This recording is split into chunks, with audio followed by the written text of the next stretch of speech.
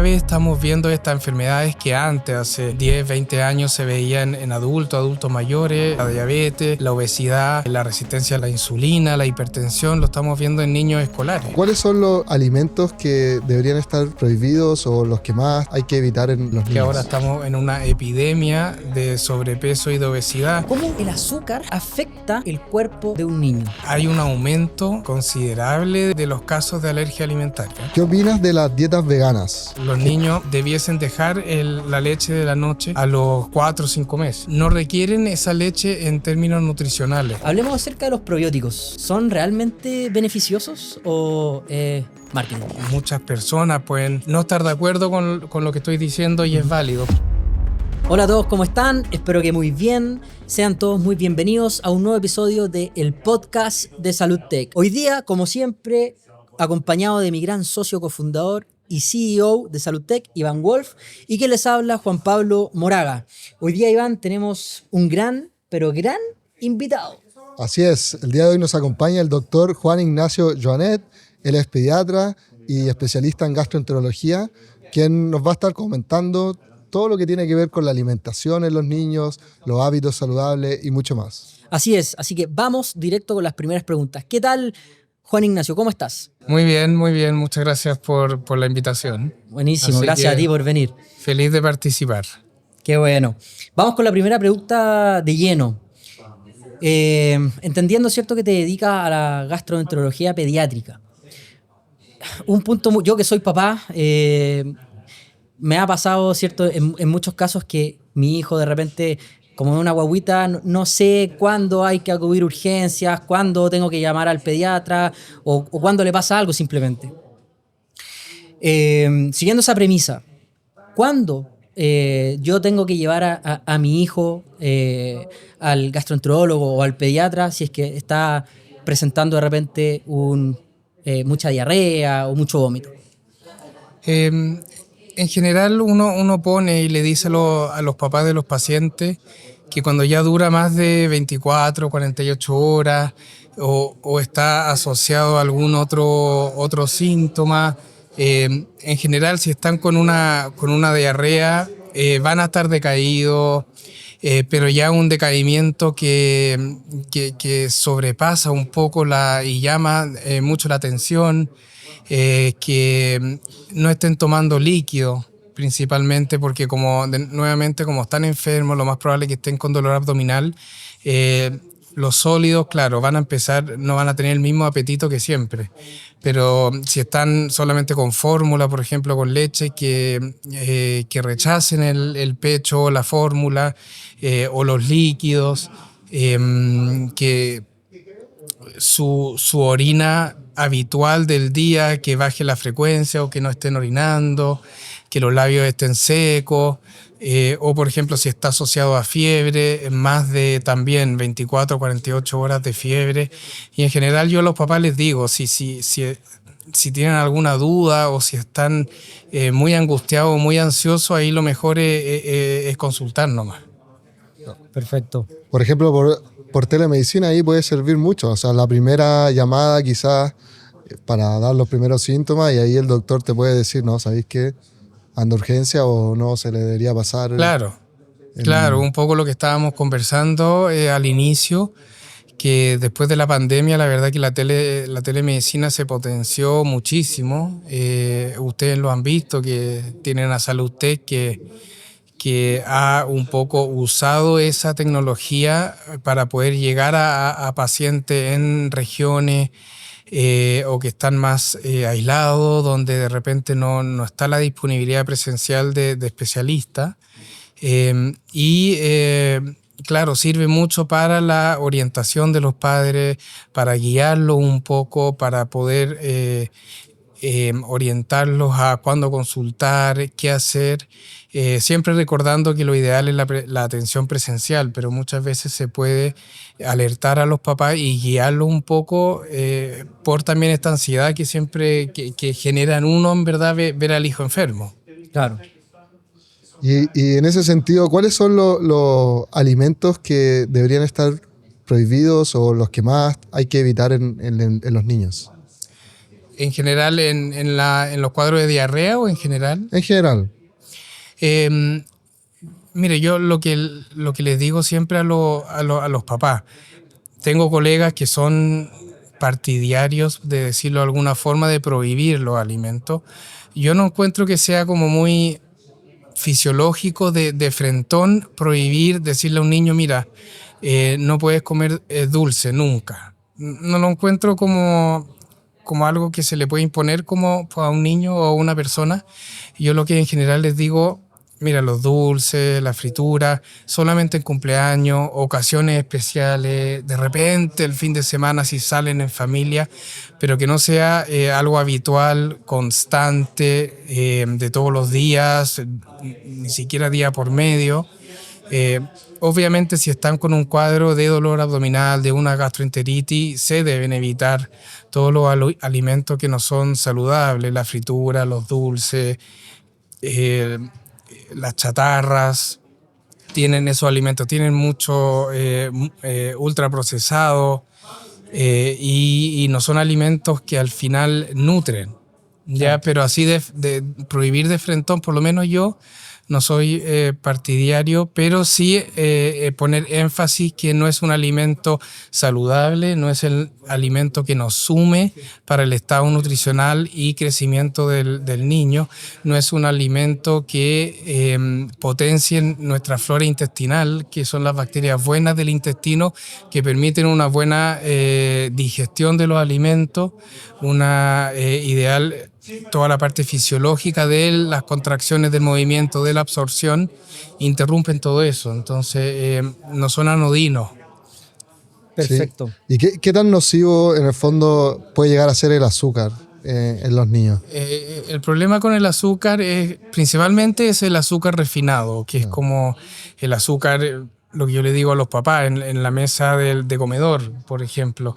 Los niños menores de 6 años no está recomendado endulzar los alimentos.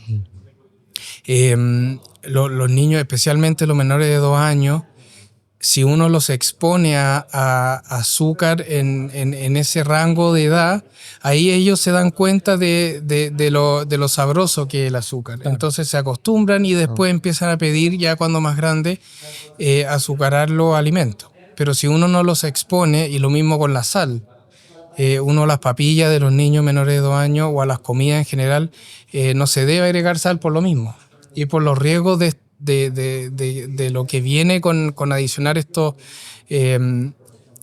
condimentos a la comida en relación al azúcar, el riesgo de la resistencia a la insulina, de diabetes, de la obesidad, que ahora estamos en una epidemia de sobrepeso y de obesidad.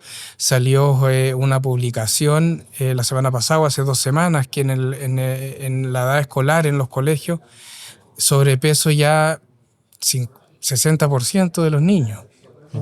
Entonces, cada vez estamos viendo estas enfermedades que antes, hace 10, 20 años, se veían en adultos mayores, lo que mencioné inicialmente, la diabetes, la obesidad, la resistencia a la insulina, la hipertensión, lo estamos viendo en niños escolares. Y lo mismo con la sal en relación a la hipertensión. Perfecto. Mencionaste temas súper importantes que tenían que ver, ¿cierto?, con el tema del azúcar, la sal, pero me pasa a mí personalmente que yo soy papá de un bebé justamente que es menor de 2 años, ¿cierto? Tiene 1 año con 2 meses y ya está empezando como a observar también lo que hacen sus papás, lo que hace su entorno, ¿cierto? Entonces, de repente, no sé, pues me ve comer un helado a mí y me mira así y me dice, me estira la mano. Obviamente uno sabe que no lo tiene que hacer y no lo hago, pero igual el corazón como que claro, algo pasa acá. ¿Cuál es como tu consejo para no caer en esa tentación de repente o bajar un poco esa ansiedad que puede producir que el niño te esté pidiendo? Claro, los niños básicamente aprenden lo que ven en la casa. Y de ahí forman sus hábitos y van aprendiendo de los adultos. Y claro, la misma recomendación con los adultos, también yo les digo que son un ejemplo a seguir para ellos. Entonces, tratar de también adquirir hábitos saludables. Claro. ¿Ya?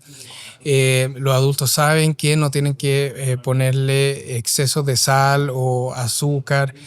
También para los adultos son las mismas indicaciones para prevenir también la obesidad en la adultez, la hipertensión, la diabetes, que es cada vez más prevalente. Entonces, ojalá ponerle sal, por ejemplo, no en la mesa, sino antes a las comidas. Lo mismo con el azúcar. Los niños, claro, son muy la ansiedad de comer o el placer que les da comer es muy importante y puede ser, los niños se pueden poner muy demandantes. Entonces, lo que yo les digo a los papás, un poco las colaciones, ojalá que sean frutas. Acostumbrarlo un poco primero a la fruta y después ir poniéndole horarios, pero claro, un niño pequeño, un niño chico va a demandar comida frecuentemente. Y también un poco eso va de la mano con enseñarlo desde que son lactantes y que están con sus fórmulas lácteas o el pecho, que uno recomienda, por ejemplo, a los recién nacidos hasta el mes de vida que sea libre demanda, o sea, que cuando el niño quiere. Hay una rama de profesionales que aboga por la libre demanda siempre, ¿ya? Yo creo que uno también tiene que empezar a enseñarle a ponerle horario a los niños. Es mi opinión. Obviamente que la lactancia materna en relación a ese tipo de leche que uno le puede dar es la mejor alimentación que tiene el niño a esa edad. El apego que se genera, toda la relación madre-hijo es importantísima. Pero yo creo que también los horarios favorecen un poco a que haya también una fisiología saludable para el estómago y el intestino, que se pueda vaciar, que pueda haber como un tránsito intestinal saludable y ad hoc a la fisiología digestiva. Y también para la misma madre, que la madre con lactancia materna exclusiva, o sea, libre demanda, también puede ser invalidante. Igual yo encuentro que es saludable que la madre también pueda tener tiempo para sí, para su pareja. Entonces yo de repente veo madres que están alrededor del año con su hijo y siguen con libre demanda y están con la angustia, con el estrés de volver a trabajar.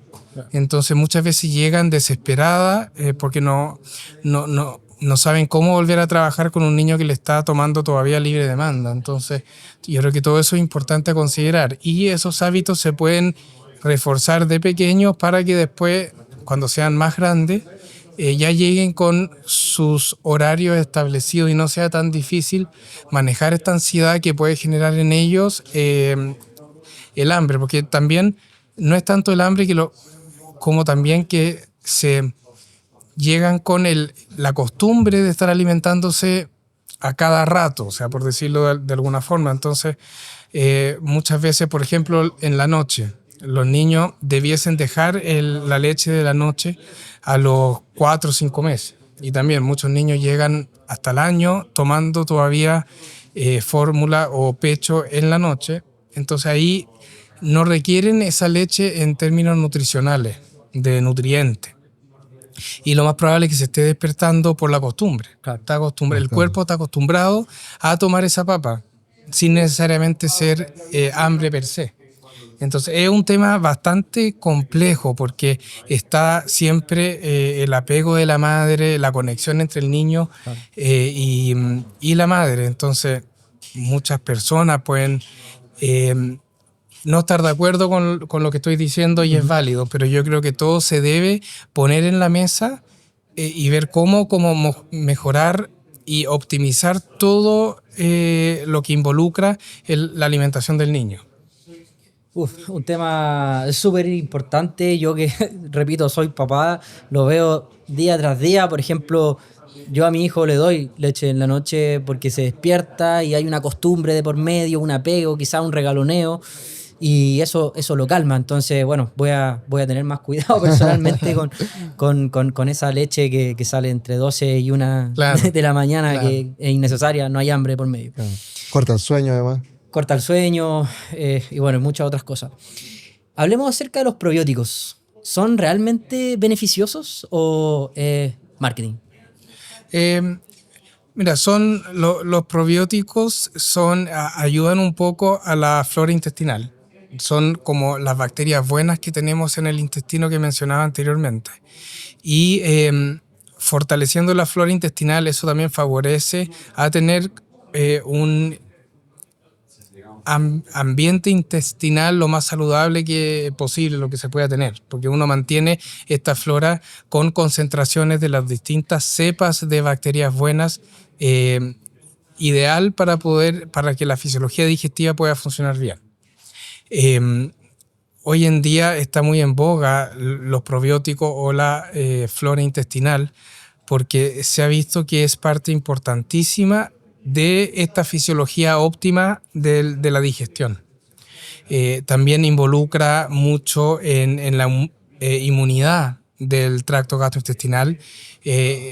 También es muy importante, se ha visto cada vez más en la defensa del intestino contra distintas infecciones o agresores de microorganismos. Entonces, es bien importante, pero como dices tú, no cualquier probiótico va a ejercer esta función. Son cepas individuales y específicas que se han visto en las distintas investigaciones y en los artículos científicos que se publican con evidencia científica, los que pueden favorecer esta acción, esta interacción entre la flora intestinal y el intestino mismo. Está bien, tiene alta evidencia científica, por ejemplo, el uso de probióticos con el uso de antibióticos, que puede alterar esta flora intestinal, y también con la gastroenteritis aguda. También hay evidencia científica fuerte en los cólicos de los niños, que también puede ayudar. Pero nuevamente, como que pongo énfasis en que no son todos los probióticos, y muchas marcas de medicamentos o esta gomita de repente que hay en Estados Unidos, uno va a la farmacia y hay una variedad, no todos sirven. Entonces de repente también en los paraderos de micro, que yo de repente hay un medicamento que con mucha publicidad, que la verdad que las cepas que tiene ese medicamento no hay una evidencia fuerte, entonces tener cuidado también con eso. Mal no le va a hacer, pero que haya algún beneficio significativo depende de cada cepa de probiótico. Entonces ahí la recomendación ante esta como proliferación de productos y alternativas es siempre consultar con un médico si de verdad eso me va a estar ayudando. Exacto, claro. Siempre guiarse con un médico, con un profesional. Ya, perfecto. Claro. Y pasando al tema de la alergia alimentaria, tú en tu consulta, ¿lo estás viendo constantemente? ¿Llegan casos? ¿Está aumentando, crees tú? Sí, o sea, hoy en día, tema? Claro, hay un aumento considerable de los casos de alergia alimentaria. Eso un poco se debe por lo que se llama teoría de la higiene.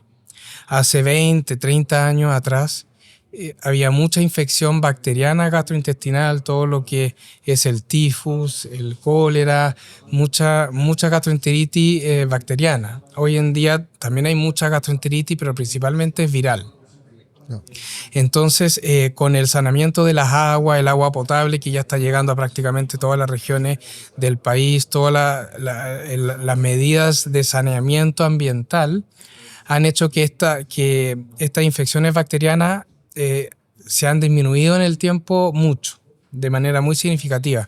Entonces, ha habido un nicho como vacío de enfermedades que le puede causar al ser humano. Entonces, ese nicho vacío se ha llenado con enfermedades limpias, que se podrían decir, que son, por ejemplo, las alergias, que no hay ningún agente que lo esté causando, agente infeccioso, y también otro tipo de enfermedades limpias son las enfermedades autoinmunes. ¿Ya? Enfermedades gastrointestinales como son la colitis ulcerosa, que pueden haber escuchado ustedes de repente, amigos, familiares en las noticias, la enfermedad de Crohn, También está la enfermedad tiroide autoinmune, que es el Hashimoto también, que está súper prevalente también, que es un tipo de hipotiroidismo, la hepatitis autoinmune, la artritis reumatoidea, la psoriasis, en fin, son muchas enfermedades que estamos viendo mucho. Y claro, dentro de la gastroenterología infantil en la consulta, uno ve todos los días, yo creo que un 30% de niños que están con alergia alimentaria, principalmente los menores de 2 años, y principalmente la alergia a la proteína de la leche de vaca, que es específicamente al consumo de proteína de la leche de vaca. Ahora, también hay un sobrediagnóstico. ¿Ya? Hay un sobrediagnóstico porque especialmente en los menores de 2 años, los menores de 6 años, que es donde, 6 meses, donde principalmente se diagnostica la alergia a la proteína de leche de vaca, los síntomas de la alergia son los síntomas también que tienen habitualmente los niños, en general los menores de 3 meses. ¿Qué síntomas son estos? Los cólicos, el reflujo, la diarrea en relación a que los niños de 3 meses su deposición es bastante líquida. Claro. Entonces es difícil diferenciar, porque todos estos son síntomas fisiológicos. Un niño, por ejemplo, que tenga un poco más de reflujo que el niño de al lado, que por ejemplo el hijo de tu vecina, tu sobrino, ya las mamás se juntan y cuentan, no, como que mi niño tiene mucho más reflujo que el tuyo, que salen de repente los temas de conversación. Entonces, ¿cómo diferencia un niño que tiene un poco más de reflujo con el niño que tiene reflujo por la alergia? Entonces, esa diferencia es difícil de establecer. Entonces, lleva a que, claro, médicos, pediatras, gastroenterólogos, médicos generales, no digo que está mal pensarlo, pero de repente puede haber un sobrediagnóstico. Perfecto. Entonces eso yo creo que también lleva un poco a que se diagnostique más. También está mucho más en boga, como yo decía, en las noticias, en las redes sociales. La población general consulta más antes, por ejemplo. Me pasa que muchas veces madres de niños que tienen también un recién nacido, un niño de 3 meses ahora, que tienen un hijo de 10 años, me dice, mira, mirando para atrás, mi hijo también tenía mucho reflujo y nunca como que lo consideramos que pudiese ser alguna alergia y nunca lo traté. Y claro, ahora con mi hijo de ahora, pienso que mi hijo de 10 años puede haber tenido alergia, pero en esa época no estaba el diagnóstico, no se pensaba. Entonces también eso también influye a que consulten más los papás. Porque al final, digámoslo así, es la misma, quizás esos 2 niños tuvieron la misma alimentación. Claro. Y solamente porque la mamá no estaba tan informada, claro, no lo quiso consultar o no se preocupó tanto, entre comillas. claro. Pero y es muy, digámoslo así, peligroso si es que no se trata o no se detecta una... Peligroso no, pero puede ser bastante molesto en el mismo paciente, en los niños. Por ejemplo, un niño que tenga el síntoma reflujo, principalmente como manifestación de alergia, puede tener problemas en el incremento de peso. Y también en todo el ambiente familiar también. Esto no es como una fiebre que uno le da paracetamol y se pasa. Claro. Esto hay que cambiarla, por ejemplo, cambiarle la fórmula a una fórmula que la proteína de leche de vaca no genere alergia. O si está con pecho, la madre tiene que evitar consumir la proteína de la leche de vaca, que uno inicialmente piensa que ya uno retira la leche misma, el yogur, el queso, pero la proteína de leche de vaca está en un sinfín de alimentos, todo lo que esté preparado que uno compra en el supermercado, en el pan, en las pastas. Entonces la mamá tiene que retirar muchos alimentos y queda muy restrictiva. Entonces es todo un cambio de hábitos de vida muy importante en la familia. Entonces, tanto para el niño no lo pasa bien y también la madre y el padre tampoco lo pasa bien. Entonces, en ese sentido, el no tratarlo puede traer consecuencias en todo ese No. como binomio. Y ahí, ¿qué métodos se pueden usar para alivianar un poco los reflujos? O una vez que te están tratando, ¿cómo se En general, cuida eso? la alergia a la proteína de leche vaca o la alergia alimentaria de esa edad, haciendo la dieta o usando esta fórmula, responden bastante bien.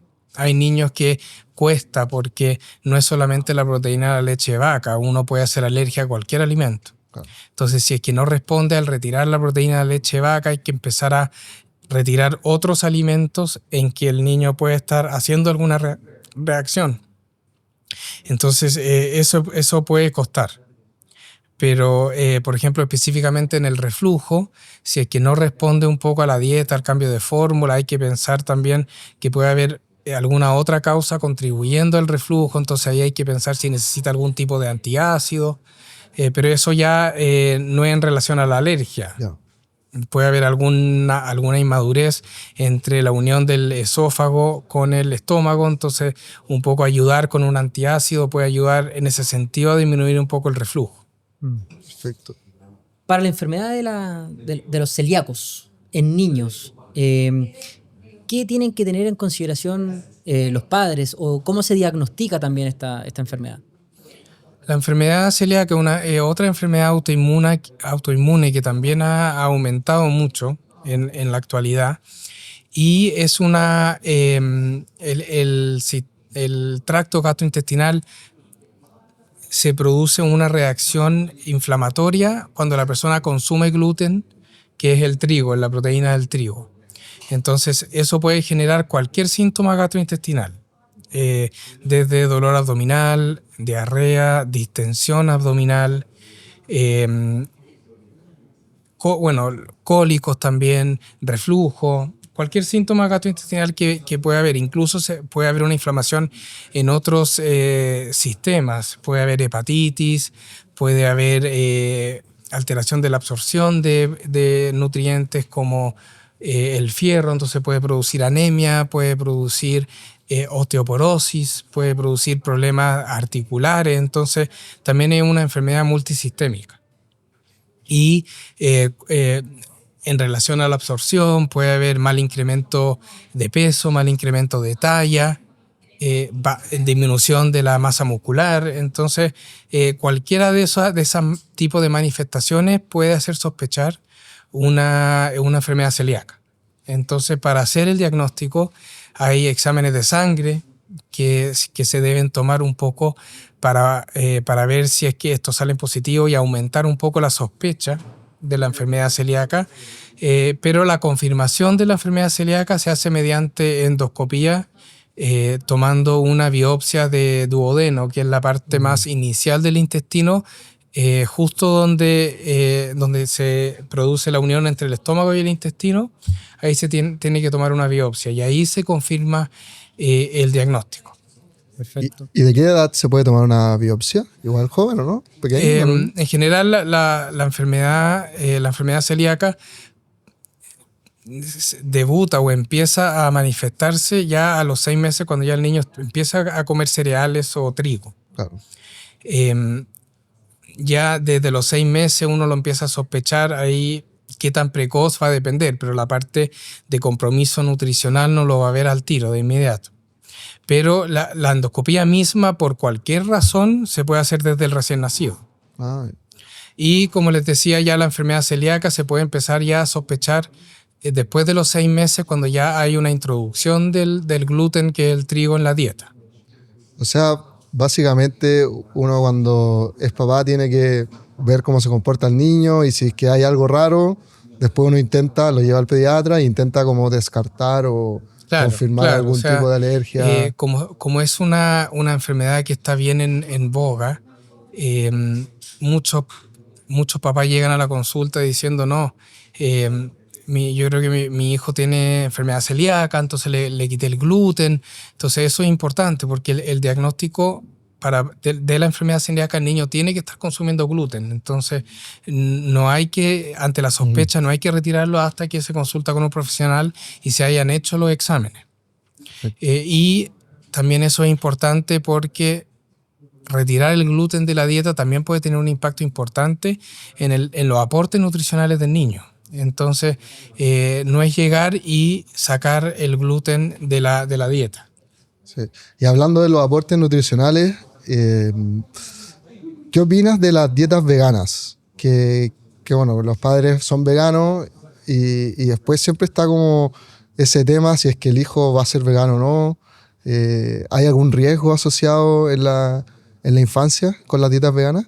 Mira, la dieta vegana en principio no debiese tener algún impacto nutricional en el niño, pero esto siempre llevado con la supervisión de un nutriólogo, que es el médico especialista en nutrición, con una nutricionista, porque se tiene que cubrir todos los nutrientes esenciales que puede aportar los distintos alimentos como animales. Ajá. Entonces, si uno no hace esta dieta considerada como la dieta para las personas que quieren comer vegano o ser veganos, tienen que cubrirse todas estas necesidades. Entonces pueden producirse, por ejemplo, anemia por déficit de fierro, pueden producirse déficit de la vitamina B12, pueden producirse déficit de calcio. Entonces no es un tema a tomar a la ligera. Claro. Si se lleva con una nutricionista, con una nutrióloga, lo más probable es que no haya problema, pero siempre con un monitoreo muy cercano. Sé que quizás de repente puede ser un poco obvio lo que voy a decir y preguntar, que tiene que ver con la hidratación. ¿Qué tan relevante es la hidratación o una buena hidratación en los niños para tener una buena salud y también no tener problemas futuros? Bueno, la hidratación es básico, o sea, es muy importante en el organismo. Nosotros estamos compuestos de 80% de agua en nuestro organismo. Entonces, uno tiene desde pequeño que asegurar el aporte de agua. ¿Ya? Es parte de nuestro funcionamiento normal de todos los días para todo lo que significa también aporte de nutrientes, la fisiología óptima del intestino para poder digerir y absorber todos los nutrientes, para tener un sistema inmunológico adecuado para poder como una forma de poder también limpiar todo el tracto gastrointestinal y mantener, como les decía, una homeostasis y una fisiología adecuada. ¿Y cuánta agua hay que tomar? Va a depender de la edad. Perfecto. Pero en general, por decirlo, porque ya un niño menor de 2 años como más específico, pero ya más de 2 años, 1 litro aproximadamente, los niños mayores ya 2 litros como en los adultos. ¿Ya? Pero siempre un buen aporte de agua y no es necesario que tenga que ser agua mineral o embotellada. En Chile tenemos el beneficio de que el agua potable es muy limpia, por decirlo de alguna forma. Perfecto. Y no hay riesgo de tomarla. Perfecto. Recientemente con Iván estábamos conversando con una psicóloga y se tocaron muchos temas relacionados al estrés, la ansiedad. Ahora, llevado a tu disciplina, ¿qué tan relevante puede ser en los niños el concepto o el tema, ¿cierto?, del estrés, la ansiedad, la falta de sueño? ¿Cómo puede esto repercutir en el sistema digestivo de un niño? El ambiente siempre está involucrado en el cuerpo. ¿Ya? Y no solamente en el tracto gastrointestinal. El ambiente puede favorecer o puede ser un elemento más para gatillar alguna enfermedad. Y nuevamente, alguna enfermedad gastrointestinal o de cualquier parte del cuerpo. Todas las condiciones, las enfermedades en el ser humano tienen un componente genético y tienen un componente ambiental. ¿Ya? Entonces, juntando esos dos componentes ellos son responsables para explicar el debut de alguna enfermedad. Entonces, en relación a eso, todo el ambiente influye. Entonces, en este caso, en el sistema gastrointestinal y también en cualquier otro sistema del cuerpo, la parte emocional o de salud mental, todo lo que sea o puede causar ansiedad, trastornos del ánimo, angustia, el buen dormir, o sea, recibir un descanso apropiado, todo eso puede influir nuevamente en la fisiología gastrointestinal. Existe una conexión que es muy fuerte y es una conexión directa entre el cerebro y el intestino. Entonces, cualquier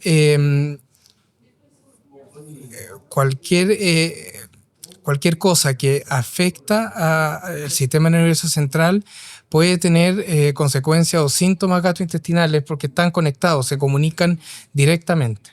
Y al revés también, cualquier cambio o alteración o cualquier conexión que se produzca en el intestino también puede tener consecuencias en el sistema nervioso central y en el cerebro.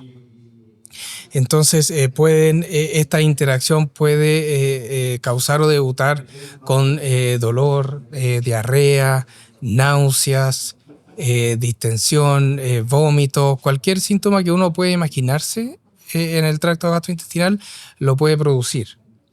Y también otros elementos que pueden también causar cambios a nivel del sistema nervioso central o a nivel cerebral, que a su vez va a causar cambios también en el sistema gastrointestinal, como ustedes decían, el mal dormir, ya dormir mal, los niños más grandes trasnochar, el abuso de pantallas, ya también pueden influir la mala comunicación en la casa, que no haya una comunicación fluida entre los padres y los hijos, tener un mal hábito alimentario, por ejemplo, estar picoteando todo el día, abuso de un poco lo que conversábamos al principio, de la fritura, de los aliños fuertes, de la chatarra.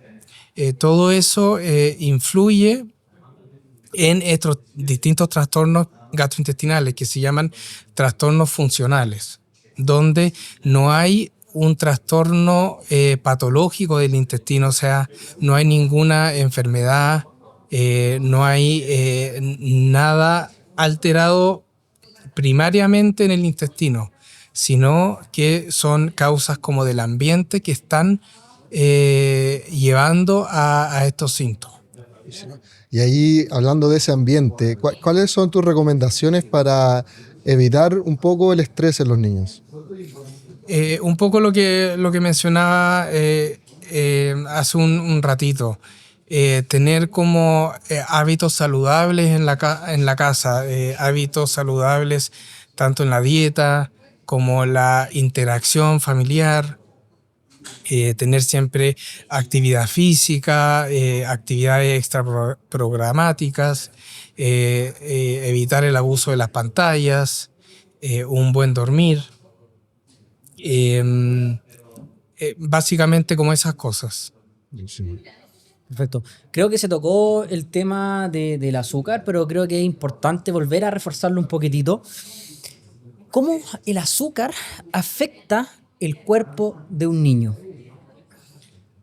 Primero los acostumbra a consumirlo. Puede afectar también el azúcar refinado a la flora intestinal. Si se interrumpe o se altera la composición de esta flora intestinal, puede producir los distintos síntomas que hemos estado conversando. Puede haber también una alteración de la ideal o buena absorción de los nutrientes. Pueden causar también mucho consumo de azúcar, puede elevar en forma abrupta el azúcar en la sangre, que es la glicemia, y puede llevar a trastornos como la diabetes, como mencionábamos, la obesidad, y estas condiciones el mayor riesgo de estas condiciones puede también llevar a otras complicaciones en el cuerpo. Perfecto. ¿Y existe como una azúcar buena y una azúcar mala? ¿O no? Así como buena y mala la refinada. Ya se consideran como calorías vacías, o sea, agregan calorías y no benefician mucho en la nutrición del niño y puede tener consecuencias más nocivas en el cuerpo. Ahora los endulzantes o el endulcorante como la stevia pueden usarse en niños, pero tampoco hay que tener un abuso tampoco de ellas. O sea, idealmente es no abusar de los componentes o los aditivos de los alimentos. O aprovechar los alimentos que ya son dulces, como per se, el mango, las frutillas. Claro, las frutas. Claro. Esos son como azúcares naturales. Claro. El azúcar de la fruta la fructosa. es la fructosa. Y, por ejemplo, con respecto a la fructosa, a las frutas mismas, ¿se recomienda no consumirla en niños después de algún horario o es de libre demanda el tema de la fruta? Mira, en general es libre demanda, Okay. ¿ya? Pero en relación a la fruta hay que tener cuidado con los jugos. ¿Ya? Porque los jugos en general, si bien son derivados de la fruta, los néctar, los jugos que ya están preparados tienen más azúcar que la fruta misma. Uh-huh. Entonces los jugos también son considerados como calorías vacías, porque al final solo agregan calorías y el aporte de glucosa, de azúcar es excesiva. ¿Y un jugo natural en casa?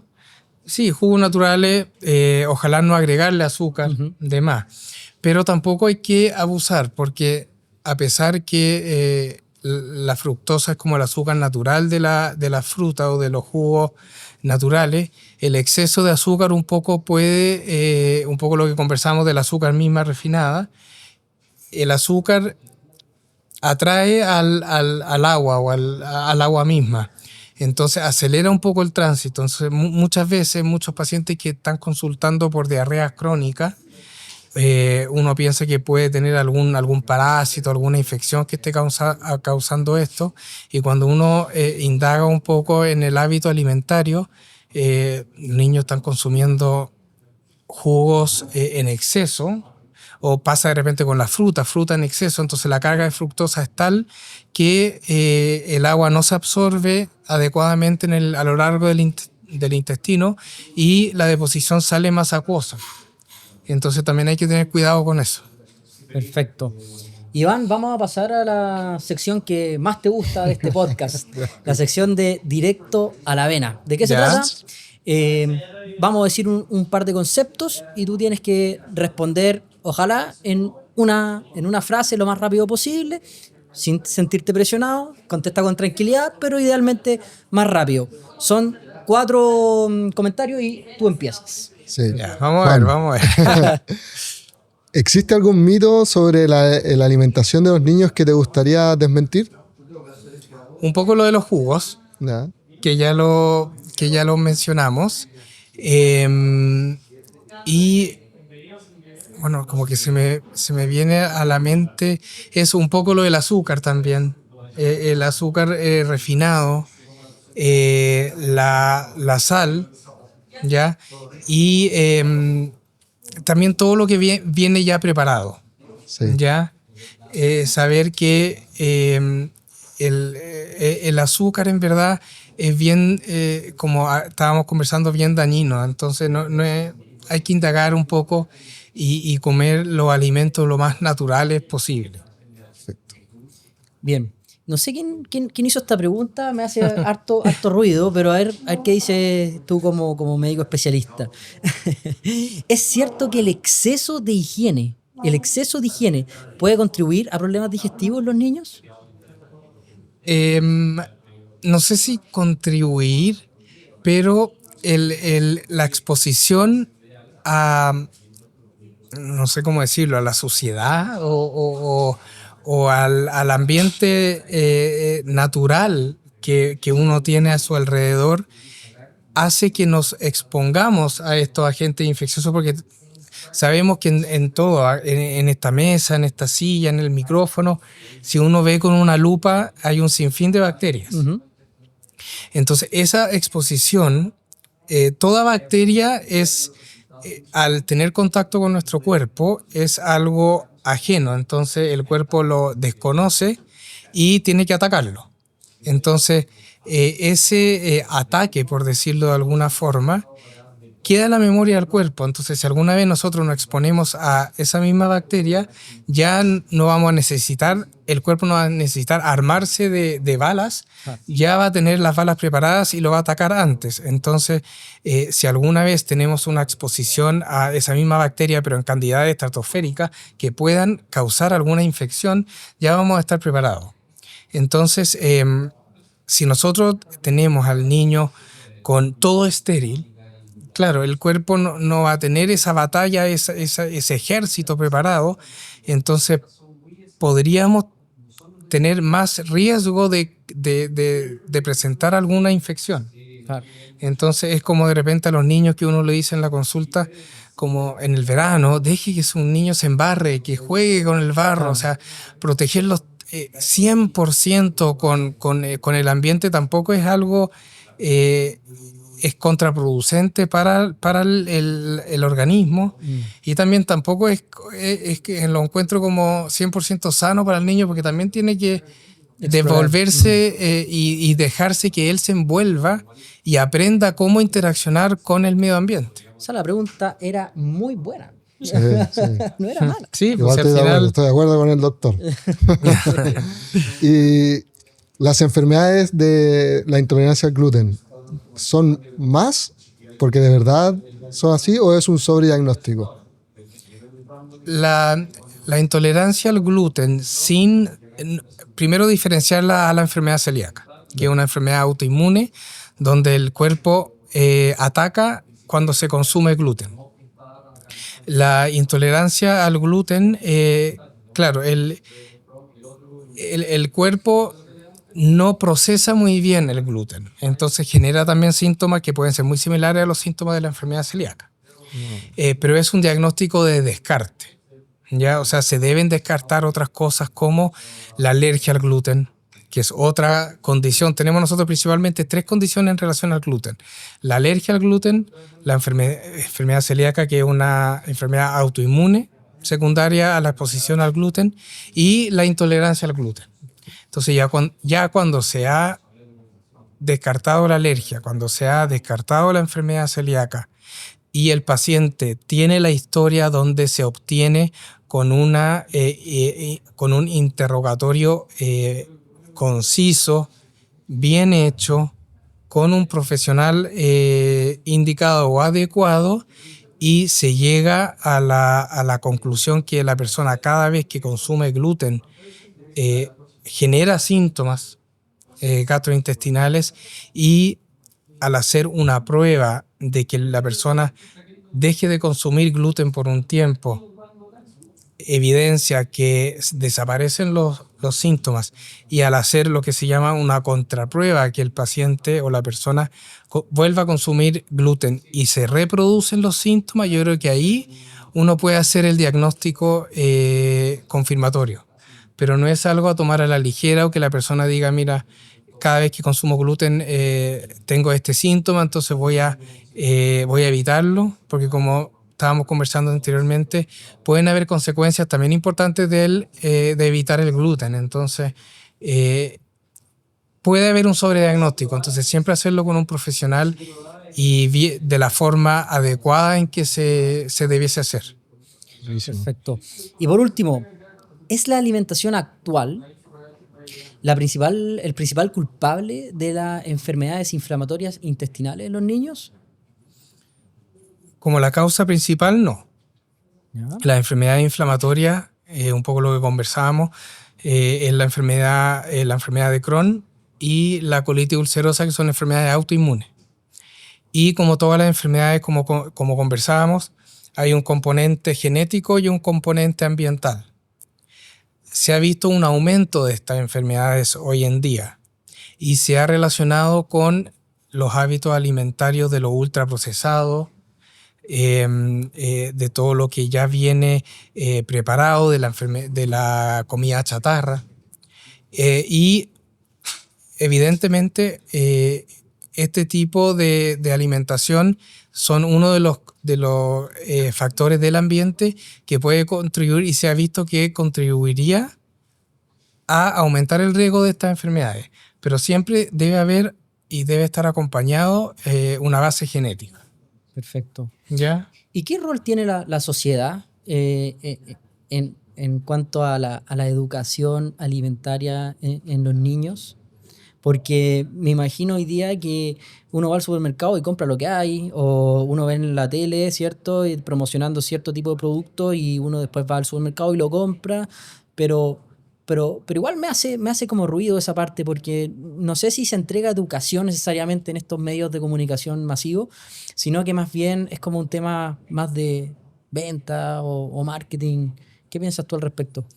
Mira, yo creo que hubo un avance en el tema, en la legislación chilena con la implementación de los sellos. Uh-huh. Yo creo que eso fue una excelente medida en que para poder un poco ayudar a la población y a guiarla a alimentarse lo más saludable posible que puedan. De hecho, esa norma se ha replicado en otros países, incluso en Estados Unidos, que no lo tenían, y yo creo que eso ha sido un elemento muy importante. Y claro, todo lo que es la publicidad en la tele, en las redes sociales, de los distintos alimentos, de las marcas,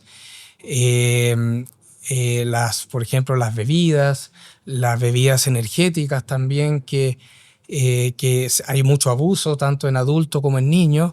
Entonces, eso no ayuda a la población a poder educarlas a tener una alimentación lo más saludable posible. Entonces, es una batalla constante. Es una batalla constante que uno ve en la consulta. En general, por lo menos los niños que yo veo más, se alimentan mal. Y hoy en día cada vez más. Y hoy en día cada vez los alimentos procesados están más disponibles, a diferencia de hace también 20, 30 años que, no sé, las carnes en general uno las compraba en la carnicería, el pollo también, el cerdo, ahora viene prácticamente todo procesado. Entonces es una batalla que todavía falta. Perfecto. Sí. Doctor, y hablando un poco de la práctica clínica y la telemedicina, ¿cómo esta herramienta te ha servido a ti estos últimos años en expandir, me imagino, tu alcance? ¿Cómo lo has utilizado últimamente? Mira, para mí ha sido súper bueno porque me ha permitido un poco comunicarme más con los mismos pacientes. Muchos pacientes llegan a la consulta y me dicen que me vieron en las redes sociales y que yo de repente subo contenido, lives y reels. Y por lo menos me gratifica un poco saber que he estado ayudando de cierta manera, ¿ya? Y un poco en relación a lo que conversamos al inicio, yo creo que es una guía, es una ayuda, y puede ayudarlos también a consultar un poco antes. Pero también hay que tener cuidado de que en redes sociales cualquier persona puede hacer un reel, claro. Cualquier persona puede hacer un live o hacer un podcast. Entonces siempre lo que yo les recomiendo y les recomiendo ahora es que siempre revisar las fuentes de lo que uno está leyendo, de lo que uno está escuchando. Porque al final esto es una opinión, entonces una opinión, ¿cuándo va a tener un peso positivo? Cuando sea en base a fuentes establecidas y que se pueda corroborar y que tenga un peso específico importante. Entonces, no es llegar y buscar alguna dieta. Ahora todo está en boga más en los adultos, esta dieta para bajar de peso. Entonces muchas veces uno baja pautas de alimentación que no tienen un fundamento científico y uno puede desnutrirse. Entonces en relación a eso, a cualquier hábito en la persona hay que tener cuidado. Y siempre la importancia de consultar presencialmente a un nutricionista, a un nutriólogo, a un gastroenterólogo ante la duda, ante la intención de querer hacer un cambio. Eso es fundamental. Ya la telemedicina es súper importante y ha sido increíble la ayuda, pero siempre con un profesional, guiándose con el profesional y poniéndole énfasis que poder examinar a un paciente también es importante.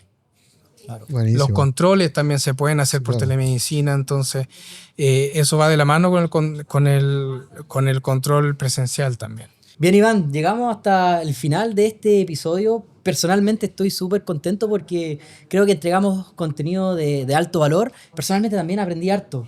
Así es, yo también aprendí mucho y salieron muchas preguntas que la gente nos pregunta en redes sociales. Así que muchas gracias, doctor. No, de nada, gracias a ustedes. Feliz. Así es, muchas gracias, doctor, por venir hasta acá a entregar ese contenido tan valioso. Recuerden todos que pueden seguir al doctor Juan Ignacio Joanet en sus redes sociales y también darle suscripción a este podcast en YouTube y también en Spotify. Muchas gracias por llegar hasta acá. Chao, chao. Chao, chao. Chao, chao.